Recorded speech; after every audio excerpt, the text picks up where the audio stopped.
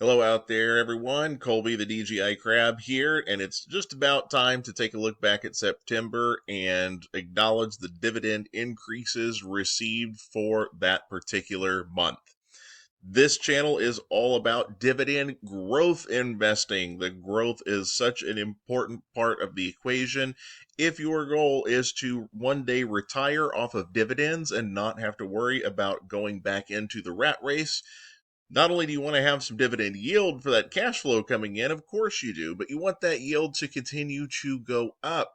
Even when you're at the point where you're no longer reinvesting your dividends, you've got to get those raises somewhere, and that's what I'm here to talk to you about right now. Not financial advice.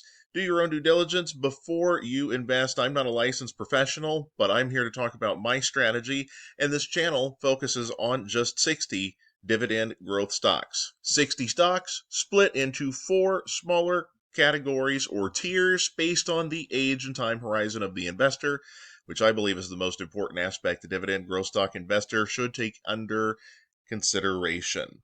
So, what were the stocks in the tiers that gave us an increase in income, giving us more income for not a single extra bit of work? Well, for tier 1, it was actually Microsoft. Microsoft increased that dividend from $3.32 per share per year to $3.64, which represents a 9.64% dividend increase. For the age 18 to 30-year-old crowd, this is about in line with what we want.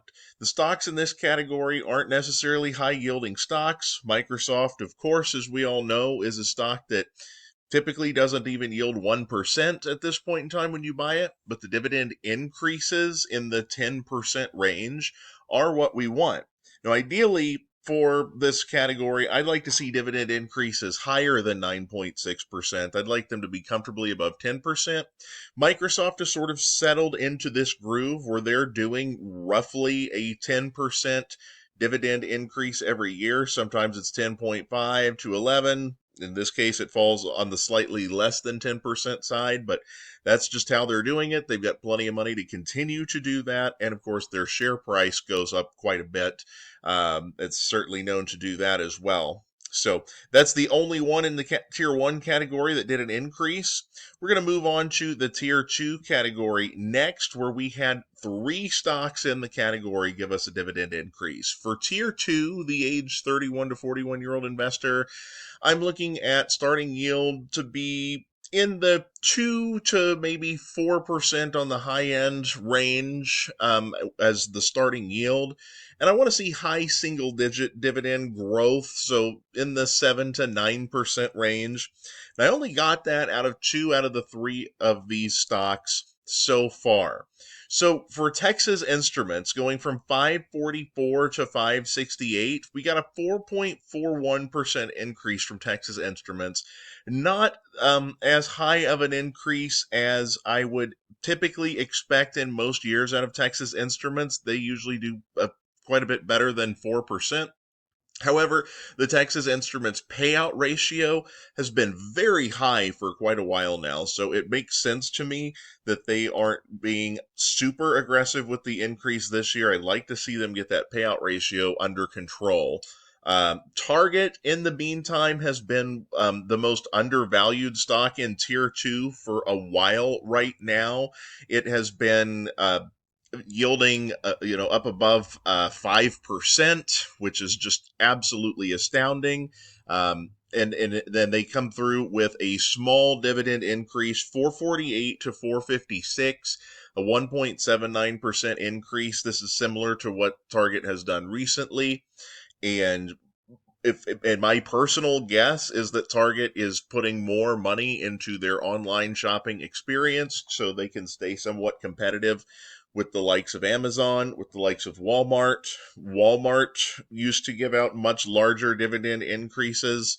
Both of these companies, competitors, dividend kings, and Walmart really had to slow down with that for a while. They put a lot of their money and resources into getting that online shopping experience going, as well as a lot of other initiatives.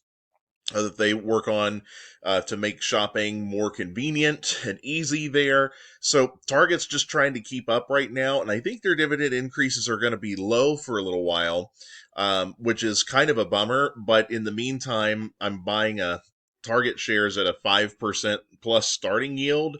So I'm kind of making up for those slow increases with the higher starting yield. I think the dividend increases for Target are going to continue. I don't think they're going to break their streak, but we may have to get used to smaller increases like this in the interim. And are you comfortable with that if you're also getting the shares yielding much higher? Let me know in the comments below where you guys are at with Target. I am still buying, but we'll see how much longer that lasts, because their 4-year average yield is going to continue to climb up, making their current day high yield less and less appealing over time the longer it stays down there. JP Morgan going from 5.60 to $6 a share, a 7.14% increase. JP Morgan shares have been on fire this year, not undervalued in the least. As a matter of fact, JP Morgan shares have been pretty overpriced in my estimation for quite a while right now. But a good solid 7% dividend increase. You better believe it, JP Morgan. I sure hope you're giving a good increase there. So, guys, for tier three, the age 42 to 53-year-old investors, just the nice midway combination between higher starting yield and growth. Where usually in this category, I'm looking for like 3 to 5% starting yield and around 5-ish% on average dividend increases. Not seeing any increases for tier three in September. Tier 3 stocks have been a little bit quiet the last couple months with the increases, but that just has to do with the way that the companies schedule those increases. So we're going to have a busy, busy month for Tier 3 stocks in the near future. Tier 4, age 54 and older investors, this is the time where if you have not hit financial freedom yet and you're actively adding to that portfolio with income, it is time to add some higher yield stuff, 5% or more. When it comes to individual single stocks, I still want to see some growth, so 2 to 4% year over year growth. And what we've got for September are a couple of stalwarts in the income producing stock category, Verizon and Realty Income. So I'm actually going to start here with Verizon, who has done what they have been doing for years now. They go from 271 to 276 a share, an increase of 1.85%. Verizon has been doing basically 5% a share dividend increases each year for a while now. We can call that 2%, even though it's just slightly less than 2% if we're being technical about it. But typically, when I am looking to buy something like Verizon, I'm usually looking for a starting yield in the high 7% range, perhaps even up into the 8% range. I believe the last time I personally added anything to my Verizon position, it was yielding at 9% or very close to it. This was like maybe a year and a half ago. The shares were down in the low $30 a share range. And at that point, the starting income was high enough that just getting 2% year over year growth on it was just fine with me. If my starting yield was up above 8%, and they're going to give me consistent 2% year over year growth on that, that's a nice growth compound factor.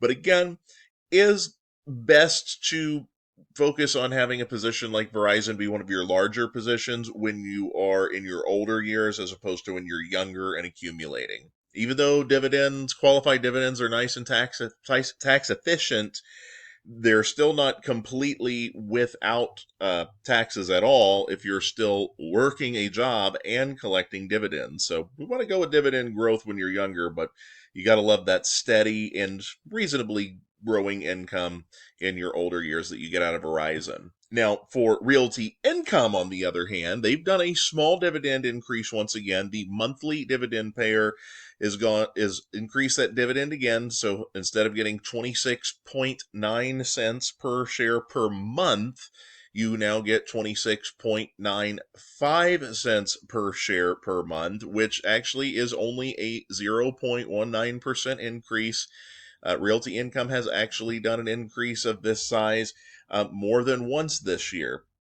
And just to do a little bit more of a deep dive into Realty Income and what it is that they have actually done on the year, let's talk about that. So the December monthly dividend payment was 26.35 cents. And then the October 2025 dividend, here we are 10 months later, paid out 26.95 cents. So if we go back and look at that December 2024 payout and just extrapolate that out times 12, because that would give us the forward dividend income, 2024 ended with a forward annual dividend income of $3.16.2 per share. But now that we've had these dividend increases, and we're now up to 26.95, this is going to now put us at 2025 current forward income is at 323.4.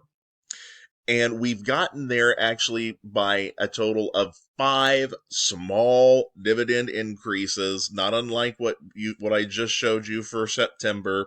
And those 5 small dividend increases have so far for 2025 given Realty Income shareholders a 2.28% dividend increase. So not bad. Realty Income this year has looked to be somewhat undervalued pretty consistently. Never really got into my personal buy zone. However, a few months back when the Realty Income shares were yielding up above 6%, I did note that that was pretty close for me as far as value wise, and that if you were an income seeking person that was looking to add some stable monthly income in the form of real estate, especially, Realty Income obviously has been one of the safer stalwart places to start building up a nice real estate stock portfolio. It's just going to be a staple of most people in the REIT community.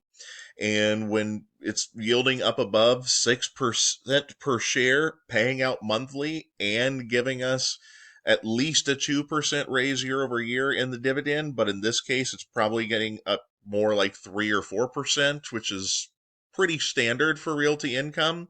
That's the combo factor that we're looking for. It's why, even though it's a great stock, when Realty Income is yielding 5%, it's just not super appealing to me. Even though it's not necessarily a bad place to put your money, there's probably just better deals out there somewhere else, either with another REIT or in another sector. But that's the name of the game with this channel. Whether we're buying higher yielding stocks like Realty Income or lower yielding stocks like Microsoft, we want to get them when that starting yield is comfortably above that 4-year average dividend yield. That indicates undervaluation in my eyes, and that's the way that I see investing. Let me know what you all are buying. How many of these stocks do you own? Are you happy with these dividend increases? Let me know down in the comments below.